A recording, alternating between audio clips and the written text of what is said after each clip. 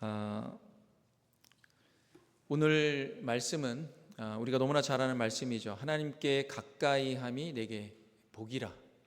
하나님께 가까이함이 내게 복이라. 실은 우리가 하나님께 가까이 나아가기도 하지만 우리에게 더 가까이 오시길 원하시는 분이 하나님이십니다. 참 누군가가 내 곁에 있다라는 것은 얼마나 축복된 일인지 모릅니다. 어떤 사람이 이런 얘기 하더라고요. 여러분 중에 모든 사람들이 다 여러분을 떠나고 또 멀리 한다 할지라도 딱 한 명만 여러분 옆에 있고 여러분을 지지한다면 여러분은 무너지지 않습니다. 평생 동안 호스피스 병동에서 일했던 간호사 분이 있습니다. 이분에게 이제 인터뷰를 했는데 수많은 죽어가는 환자들을 옆에서 지켜보면서 봐왔기 때문에 그 마지막 순간에 사람이 어떠한 상태에 있는지를 잘 알겠죠. 그래서 이런 질문 몇 가지를 했는데 그 중에 하나가 죽음을 앞둔 사람들, 그런 사람들이 가장 원하는 것이 무엇입니까? 그런 질문 가운데 이런 얘기를 했어요. 제가 쭉 지켜보니까 죽음을 앞둔 사람들 마지막에 가장 찾는 것은 재산이나 또 세상에서 얼만큼 성공했는지가 아니더라고요. 어떤 분은 자기가 정말 평생에 그렇게 일해서 또 사업해서 번 돈이 수백억이 되는데 막상 이 죽음 가운데 있다 보니까 내가 무슨 헛일을 했는가? 왜 그렇게 정말 돈을 벌기 위해서 그렇게 인생을 갖다 다 썼는가? 한탄스럽다. 결국에는 나 혼자밖에 남지 않은데 죽음이 두렵습니다. 돈이 아무것도 아니고 세상에 성공한 것도 사람들이 인정하는 것도 아무것도 아니더라고요. 그런 얘기를 하는 분도 있다고 합니다. 다 하나같이 얘기하는 게 뭐냐? 누군가가 내 곁에 있어주면 좋겠습니다. 그래서 마지막을 이제 함께하는 그런 사람이 있는 사람은 그래도 얼굴에 미소가 있고 그래도 삶의 소망이 있고 그리고 내가 인생을 그래도 잘 살았구나 그런 말을 한다고 합니다. 누군가가 내 곁에 있어주는 사람, 누군가 내 옆에서 손을 잡아주는 사람, 또 이름을 불러주는 사람, 그런 사람이 있다면 그 사람은 정말 행복한 사람입니다. 그래서 마지막을 보내도 참 농담도 하고 또 삶에 대해서 이런저런 담소도 나누는 그런 사람 보면 정기적으로 가족이 와서 이렇게 인사하고 옆에서 지켜보고 이름도 불러주고 사랑한다고도 해주고 참 아버지, 어머니 너무나도 정말 좋으신 분입니다. 우리는 부모님이 있어서 지금 이렇게 살 수 있었습니다. 그런 이야기들 해주면 인생이 참으로 미소가 있고 마지막도 외롭지 않게 가는 걸 보게 됩니다. 그런 얘기를 해요. 결국에는 누군가가 곁에 있어주는 걸, 사람은 누군가가 내 곁에 있어주는 걸 갈망하는 그런 존재라는 생각이 듭니다. 아이일 때는 어떻죠? 어머니가 있으면, 엄마 아빠가 있으면 아이는 행복한 거예요. 가장 불행한 아이들은 어떤 아이들입니까? 부모가 없는 아이들이에요. 미국은 고아원이 없습니다. 한국은 여전히 지금도 고아원이 있어요. 그래서 참 고아원 사역이 참 중요한 사역이라는 생각이 들어요. 부모가 없는 그런 아이들에게 부모가 되어주는 것, 그게 참 너무나 중요합니다. 미국은 왜 고아원이 없습니까? 고아가 있지요. 근데 고아원이 없는 이유는 이게 성경적 기반이 좀 있어요. 만약에 가족이 있다면 가족들이 그 아이를 받아줍니다. 양자와 양녀 삼아줘요. 가족도 없고 형제가 없으면 이웃들이 그 아이를 양자 양녀 삼아줍니다. 독립할 때까지 18살 대학에 갈 때까지는 내가 너의 아빠가 되고 엄마가 되어주겠다. 이 굉장히 성경적인 거죠. 영원히 그렇게 해주신 분이 누구입니까? 우리가 세상에 고아로 정말 영적 부모가 없을 때 우리를 받아주신 분, 하나님이에요. 내가 너의 아버지가 되어 주겠다. 영접하는 자 곧 그 이름을 믿는 자들에게는 하나님의 자녀가 되는 권세를 주셨습니다. 예수님 때문에 우리가 얼마나 큰 은혜와 축복을 받은 존재인지 모릅니다. 오늘 73편의 이 시는 아삽이라는 이 사람이 쓴 시입니다. 왜 어떤 시냐? 실은 그의 인생에 굉장히 흔들리고 있을 때 이 고백을 하는 시예요. 흔들릴 때, 정말 절망 가운데 나 인생 좀 포기하고 싶다라고 생각할 때, 그때 그가 깨달은 것이 뭐냐? 내 곁에 있어 주신 분은 하나님이다. 그걸 깊이 깨달은 거예요. 그러니까 하나님께서 내 곁에 계시는데, 우리 곁에 계시는데 하나님이 어떤 분인가? 그 곁에 계시는 것이 우리에게 어떠한 놀라운 능력이 있고 우리에게 어떠한 힘이 되고 우리에게 어떤 소망이 되는지 오늘 아삽의 시를 통하여서 함께 나눌 때 여러분 가운데 계시는 하나님을 진실로 만날 수 있는 귀한 은혜가 임하기 바랍니다. 첫 번째는 이것입니다. 하나님은 우리가 어떤 상황 가운데, 심지어 우리가 믿음이 정말 약해지고 거의 없어지는 상황 가운데, 그런 신앙이 흔들리는 가운데서도 우리를 굳건히 붙드시는 분이심을 아시기 바랍니다. 오늘 아삽이 그것을 깊이 깨달아 안 것을 시편을 통하여서 우리에게 알려주고 있습니다. 23절의 말씀 이렇게 고백합니다. 우리 다 같이 한번 읽도록 하겠습니다. 시작. 내가 항상 주와 함께하니 주께서 내 오른손을 붙드셨나이다. 주께서 내 오른손을 붙드셨나이다. 지금 아삽은요, 말씀드렸듯이 이 초반부에는 이런 고백을 합니다. 1절부터 14절까지 얘는 어떻게 이 아삽이 믿음도 흔들리고 정말 신앙도 흔들릴 정도가 되었는가? 그것은 세상을 보니까 악인들이 형통하다는 것. 아니 보십시오, 선인들이 형통해야죠. 하나님 말씀 잘 믿고 따르는 사람들이 형통하게 살아가야 되는 것 아닙니까? 근데 아삽이 보게 된, 깨닫게 된 이 현실의 삶은 그것이 아니에요. 악인들이 오히려 더 잘 사는 걸 보면서 막 흔들리는 거예요. 신앙이 흔들려요. 그래서 3절에 보면 이 시편의 초반부에 이렇게 말합니다. 내가 악인의 형통함을 보고 시기하였음이로다.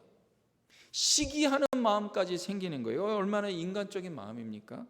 죄된 마음입니까? 왜? 악인이 형통하는 것을 보고. 그러면서 뭐라고까지 고백하냐면, 내가 13절에 보면 이렇게 말합니다. 내가 내 마음을 정결하게 하며 내 손을 깨끗이 한 것이 실로 뭐라고 말하냐면 헛되도다. 내가 정말 주님 말씀 따라 지금껏 신실하게 살아가려고 했던 이 모든 삶이 주님 헛됩니다. 아무것도 아닙니다. 왜요? 주님 세상 보십시오. 주님도 아시지만 세상에 악인들이 형통합니다. 여러분, 우리가 살아가고 있는 세상이 이런 세상. 그러면서 2절에 뭐라고 고백하냐면 내 걸음이 거의 실족할 뻔하였습니다. 신앙생활 열심히 했는데 왜 더 고생하고 더 힘들고 더 어려움이 계속 이어집니까? 하나님 잘 믿지도 않고 인생을 자기가 하고 싶은 대로 살아가는 사람들은 저렇게 잘 사는 것 같은데 왜 저는 더 힘듭니까? 이런 고백을 하는 거예요. 그런 상황 가운데에서 이 아삽이 갑자기 마음에 변화가 일어납니다. 어떤 변화가 일어나요. 어떤 것을 깊이 깨달아 알게 됩니다. 그것이 오늘 본문의 말씀이에요. 23절에 다시 보면 내가 항상 주와 함께하니 주께서 내 오른손을 붙드셨나이다.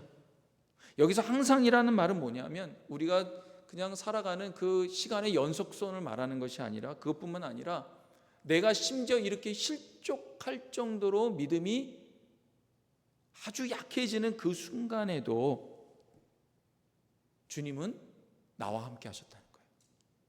항상 주와 함께. 여기 보면요, 항상 주와 함께 하니, 내가 주와 함께 하는 것 같은데 그 다음 뭐라고 말합니까? 주께서 내 오른손을 붙드셨나이다. 신이 여기서 말하는 것은 주님이 나와 함께 하셨다는 거예요. 주님이 내 오른손을 붙드셨다는 거예요. 하나님은 내가 흔들리는 모든 순간, 심지어 시기하고 주님을 의심하고 심지어 무너질 뻔한 그 순간조차도 하나님은 나를 떠나지 않았다는 거예요. 오히려 내 오른손을 주님이 붙드셨다는 거예요. 여러분, 오른손은 어떤 손입니까? 구원의 손이. 오른손은 어떤 손이에요? 힘을 쓰는 손이에요. 일하는 손이에요. 내 일상의 삶에서 살아가야 되는 그런 손이에요. 근데 그런 손을 내가 놓으려고 했는데 심지어 내가 주님을 붙들 수 있는 힘조차도 없는 거예요. 여러분, 우리가 하나님을 붙드는 것은 어떤 상태 가운데 붙들 수가 있습니까? 믿음이 충만할 때, 주님을 향한 신뢰가 충만하면 내가 주님 붙들죠. 근데 지금 어떤 고백입니까? 내가 거의 실족할 뻔해요. 내가 정말 악인의 형통함을 보면서 주님, 내가 지금까지 믿음으로 주님 말씀 신실하게 사는 것이 이게 뭔 소용이 있는지 모르겠습니다. 그런 믿음이 이게 불신앙적 고백 아닙니까? 근데 지금 아삽이 그렇게 하고 있는 거예요. 그러는 순간에도 주님이 뭐예요? 내 오른손을 붙드셨나이다. 그것을 아삽이 깨닫게 된 거예요. 아삽이 정신 차리고 붙든 게 아니에요. 하나님이 붙들고 계시는 것을 아삽이 깨닫게 된 거예요. 그러니까 여기서 변화가 일어나는 거예요. 하나님, 심지어 내가 이러한 생각까지도 하는데 하나님이 그런 순간에도 나를 붙드셨군요. 먼저 내 손을 잡아주셨군요. 우리가 신앙생활을 하다 보면 이런 아삽과 같은 그런 의심이 될 때가 있습니다. 그럴 때 하나님이 여러분 옆에서 여러분 손을 꼭 붙들고 계시고 여러분들을 붙잡고 계신다는 사실을 여러분 믿으시기 바랍니다. 이런 변화와 반전이 일어나야 돼요. 그 믿음의 사람이. 아론 렐스톤이라는 그런 등반가가 있습니다. 이 사람이 127시간이라는 그런 자기가 경험했던 것을 이제 이야기하면서 이제 유명해진 사람이에요. 이 사람은 등반을 정말 프로처럼 하는 그런 사람입니다. 프로죠. 그런데 어떤 일이 있었냐면 유타주의 협곡, 유타주의 이 협곡들이 많잖아요.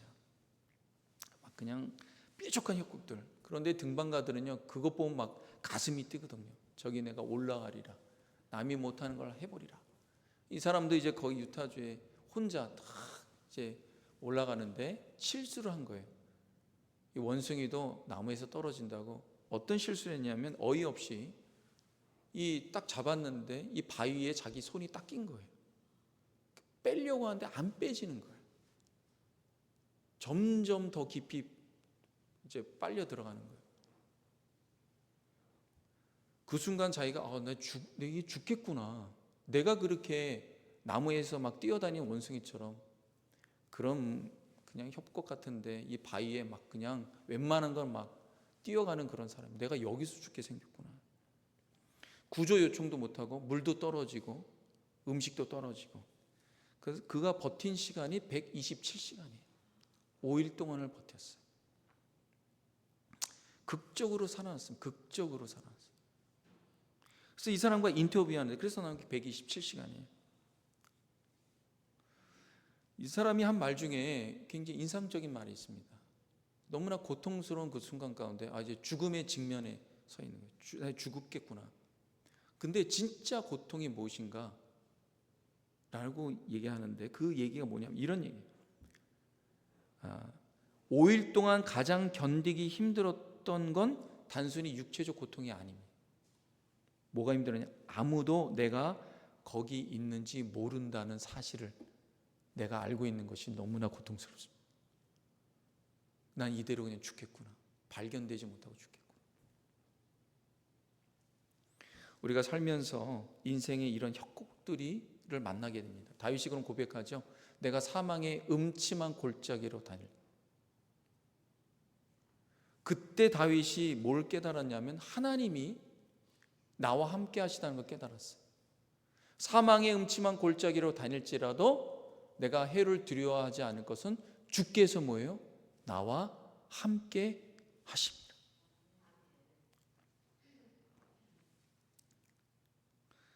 그래서 오늘 첫 번째 여러분에게 이 말씀을 통해서 드리고 싶은 위로의 메시지는, 여러분이 하나님을 꼭 꽉 붙잡지 못한다 할지라도 하나님은 이미 이 아삽의 고백처럼 여러분의 오른손을 붙들고 계시다는 사실입니다.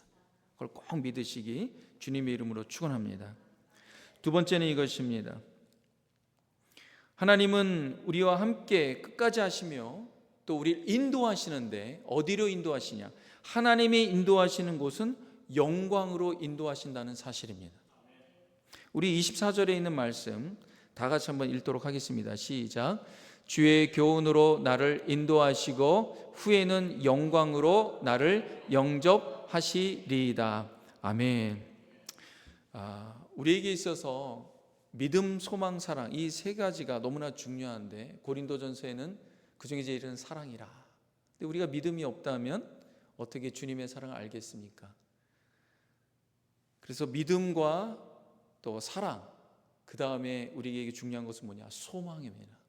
부활에 대한 소망. 특별히 여기서 시편 기자가 하는 소망은 뭡니까? 그 어렵고 힘든 협곡을 지나가면서 하나님이 우리를 인도하시는데, 그 마지막은 하나님이 우리를 어떻게 해요? 영광으로 영접하실 거라는 거예요. 여러분, 이런 소망이 우리 그리스도인들 모두에게, 여러분에게 임하길 주님의 이름으로 축원합니다. 이것을 깨닫는 거예요. 깨달은 거예요. 이 깨닫는 것이 얼마나 중요한지 모릅니다. 현재는 하나님이 반드시 우리를 인도하시고 계시다는 거예요.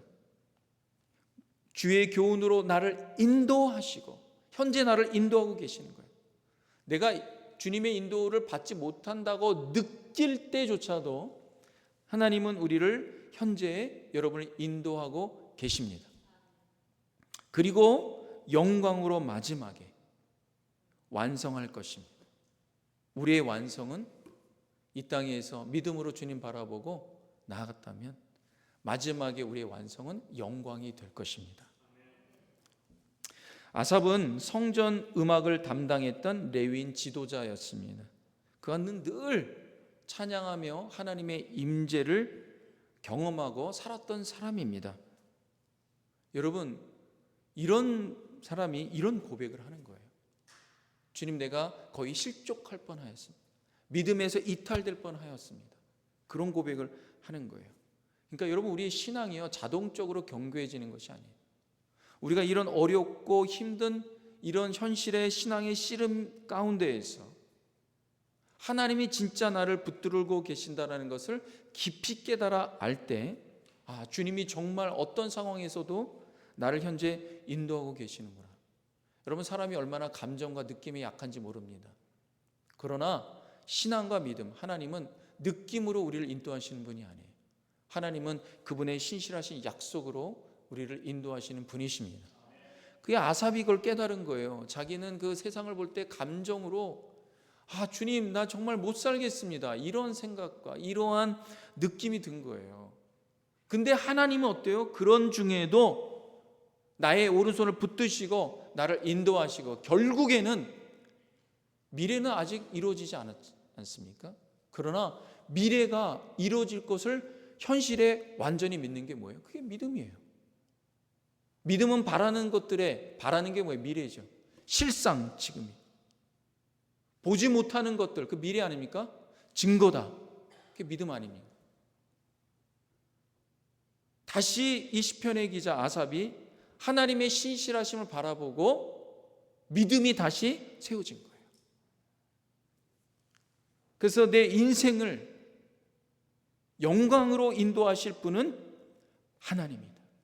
내가 어떠한 감정이 있던 그건 상관없다.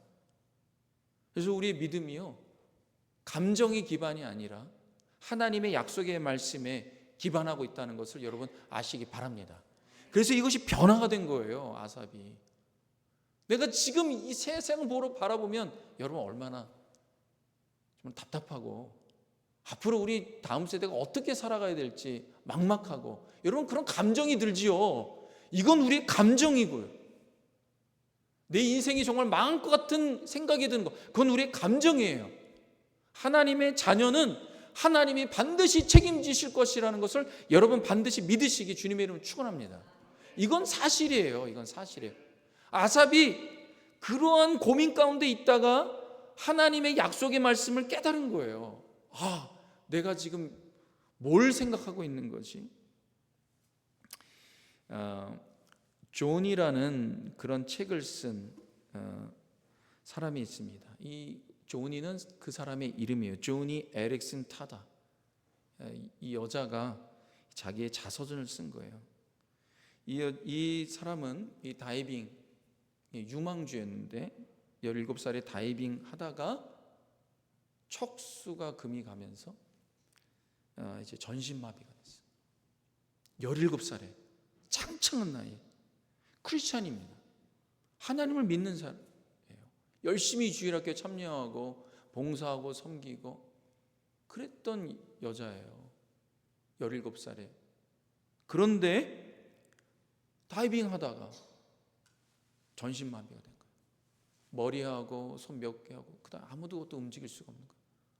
도움 없이는 살아갈 수 없는 그런 사람이 된 거예요. 그래서 처음에는 하나님께 분노하고, 하나님, 내가 하나님을 이렇게 믿었는데 어떻게 나에게 이럴 수가 있습니까? 내가 교회를 위해서 얼마나 헌신, 나에게 어떻게 이럴 수가 있어요, 하나님? 그래서 자기가 인생을 포기하고 내 죽고 싶다. 왜? 자기 인생 보니까 자기 부모님이 자기를 평생에 수발 들어야 되고, 난 인생이 짐인 거예요, 짐. 안 그렇습니까? 짐이죠. 그런 생각 드니까 깜깜한 거예요. 그래서 이 모든 절망의 생각을 벗어나기 위해서 이 여자가 택한 게 뭐냐면 10대 때 그림을 그리기 시작했어요. 그래서 그림을 그리는 순간에는 이런 절망적인 생각이 안 드니까 그림을 그리기 시작했습니다. 근데 그 그림을 하나님이 쓰신 거예요. 소위 말로 그림이 대박이 난 거예요. 이 도대체 누가 그린 거야, 이 그림이? 알려지면서 자기의 인생을 간증한 거예요. 그러면서 이상한 일이 일어났습니다. 수백만 명의 사람들이 이 사람이 그린 그림의 위로를 받고 삶의 희망을 얻고, 또 거기서 나오는 짤막한 간증을 통하여서 자기 인생 끊으려고 했던 사람들이 소망을 갖기 시작한 거예요. 그러면서 자기의 그 자서전을 쓴 책이 존이에요. 거기 이제 인터뷰에서 이런 말을 했습니다. 자신의 인생에서 가장 깊은 절망의 자리, 그게 뭐예요? 전신마비 아닙니까? 그 자리가 하나님이 자신을 가장 멀리, 가장 영광스럽게 이끄신 출발점이 되었습니다. 자기는 그 순간에 몰랐다는 거예요. 나중에 알고 보니까 하나님이 나를 이렇게 쓰시려고, 전 세계에 있는 죽어가고 싶은 사람들, 절망 가운데 있는 사람들에게 위로가 되고 희망이 되고 하나님의 소망의 메시지를 전하라고 나를 이렇게 쓰셨군요. 그걸 이 여자가 깨달은 거예요. 여러분, 우리가 걷는 이 길은요, 모두가 다 의미를 알 수 없어요. 실은 어떤 면에서는 현재 내가 왜 이런 일을 당해야 됩니까? 모를 수 있어요. 나중에 가면 하나님이 나를 붙드셨고 하나님이 이것을 통하여서 영광으로 영접하실 것을 그때야 비로소 알게 되는 것입니다. 아삽이 그것을 주님의 말씀을 통하여서 깨달아 알게 되었습니다. 마지막으로 오늘 말씀을 통하여서 알게 되는 것은 아삽이 이런 고백을 합니다. 참 놀라운 고백이에요. 25절 26절 다 같이 한번 읽도록 하겠습니다. 시작.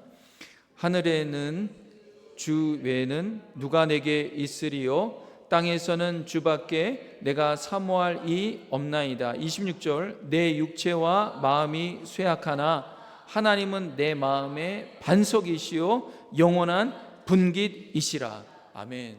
오늘 우리가 경배와 찬양으로 앞부분에 찬양을 했죠. 계속 어떤 찬양? 반석에 대한 찬양. 반석. 하나님이 내 마음의 반석이시오. 여러분 왜 이렇게 고백합니까? 사람이 가장 힘든 게 뭐예요? 마음이에요. 무릇 지킬 것은 뭘 지키라 그랬습니까? 마음을 지킵니다. 생명의 근원이 이에서 남이니라. 여러분, 마음이요 흔들리게 되면은 다 흔들려요. 인생이 흔들려요. 그래서 이 아삽이 마음이 너무나 흔들려서 실족할 뻔, 넘어진 거 아닙니까? 근데 하나님이 내 마음의 반석이시다. 여러분 마음에 돈이 반석되지 마시기 바랍니다. 여러분 마음에 심지어 건강이 반석되지 마시기 바랍니다. 여러분 마음에 보험이 반석이 여러분 자녀가 되지 마시기 바랍니다.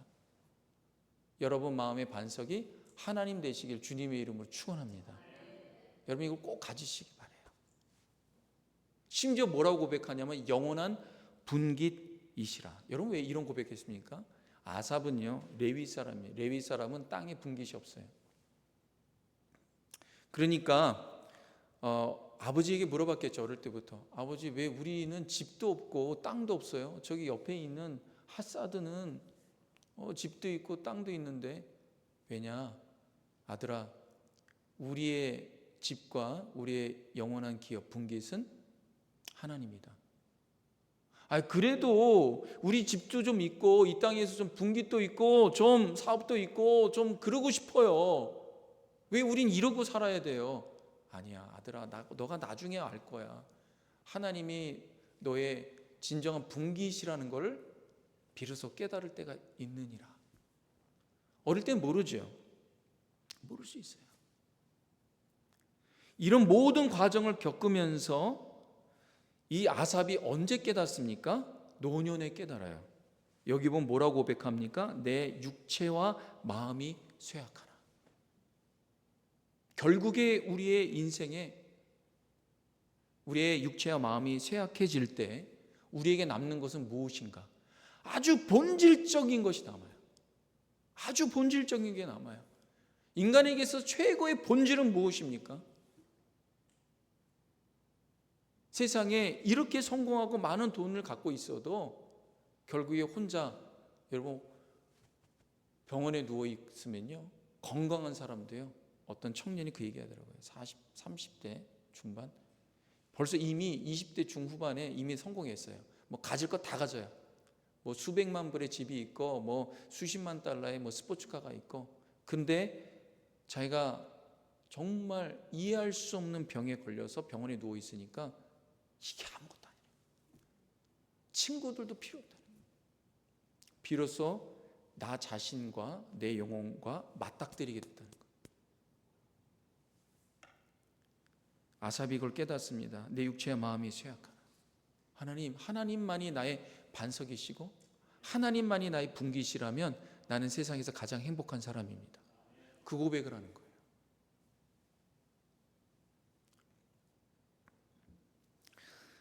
이해만 들고 말씀 마무리하도록 하겠습니다. 제가 가끔씩 예화를 들죠. 1만 번 기도 응답을 받은 조지 뮬러, 이분 수만 명의 고아를 영국의 가장 어두운 시기에 하나님께서 이 조지 뮬러라는 사람을 통하여서 영국에서 가장 어두운 암흑의 시기에 부모들도 자기 자녀들을 돌보지 않고 다 밖으로 내모는 그러한 정말 메마른 시기에 하나님이 조지 뮬러를 들어서 수만 명의 고아를 돌보는 사역을 하게 하셨습니다. 근데 이 조지 뮬러가 평생에 단 한 번도 정기적인 후원을 어느 누구에게도 요청하지 않았다고 합니다. 그러니까 조지 뮬러는 매일매일마다, 매주마다, 매달마다 하나님만 매달릴 수밖에 없어요. 기도로 오직 채움을 받아야 됐습니다. 오늘 아침에 일어났는데 음식이 없다. 그러면 다 손잡고 또 아이들과 함께 기도합니다. 하나님 오늘 하나님께서 우리 모든 주님의 자녀들 가운데 음식을 줄 것으로 믿습니다. 그렇게 기도하고 눈을 딱 뜨면 옆에서 누가 뚱뚝뚝 두드리는 거예요. 이건 일화입니다. 두드렸는데 지나가다가 우유를 아침에 일찍 소에서 짠 우유를 갖고 가다가 바로 문 앞에서 넘어졌어요. 그래서 우유가 몇 개 쏟았습니다. 이건 상품의 가치가 없습니다. 보니까 이게 고아원 같은데 이거 필요하면 가지세요. 다. 너무 감사하죠. 다 주세요. 이런 일들이 매일매일마다 반복되었다고 합니다. 노년엔 어느 기자가 물었어요. 아니 평생을 이렇게 불안정하게 사셨는데 후회되지 않습니까? 여러분 우리가 불안정한 삶 어렵잖아요. 그래서 우리 미국에도 오고 또 그래서 노후도 준비하고 또 세이빙도 하고 막 그렇게 하지 않습니까? 불안한 거 힘들잖아요. 근데 이 조지 뮬러가 뭐라고 말하냐면 이렇게 말해요. 평생 단 하루도 부족함 속에 산 적이 없습니다. 왜냐하면 나의 진짜 자산은 은행이 아니라 하나님입니다. 하나님이 나의 은행. 예수님 믿기 전에는 은행이 나의 자산이라고 생각했는데, 근데 예수님 믿은 후에는 은행이 아니구나. 하나님이 나의 자산이고 하나님이 나의 분기시구나. 주님만이 영원한 분기십니다. 여러분 하나님께서 예수님을 우리를 위해서 다 주셨잖아요. 하나님의 전부는 뭐예요? 하나님의 전부 하나님 나라가 아니에요. 하나님의 전부는 뭐예요? 예수님이에요. 예수님을 우리에게 다 주셨어요. 그리고 우리를 사셨습니다. 여러분 하나님이 우리를 어떻게 생각하실까요? 하나님은 여러분을 죽음 이상으로 사랑하십니다. 여러분이 최고예요. 그 하나님께 여러분 자신을 맡기고 하나님이 신실하시고 하나님께서 여러분을 인생의 모든 여정 가운데 다 인도하시고 마지막에 영광 가운데 여러분을 영접할 걸 알고 이 세상에서 주님 소망하며 믿음으로 주님이 나의 영원한 분기십니다. 그런 고백함으로 사시는 믿음의 사람을 다 되시기 주님의 이름으로 축원합니다. 기도하겠습니다. 하나님 감사합니다. 아삽의 이 고백, 하나님만이 나의 반석이시고 하나님만이 나의 영원한 분기십니다. 이런 고백이 우리 모두의 고백이 되도록 하나님 우리에게 믿음과 소망 더하여 주시옵소서. 예수님의 이름으로 기도합니다. 아멘. 우리 자리 다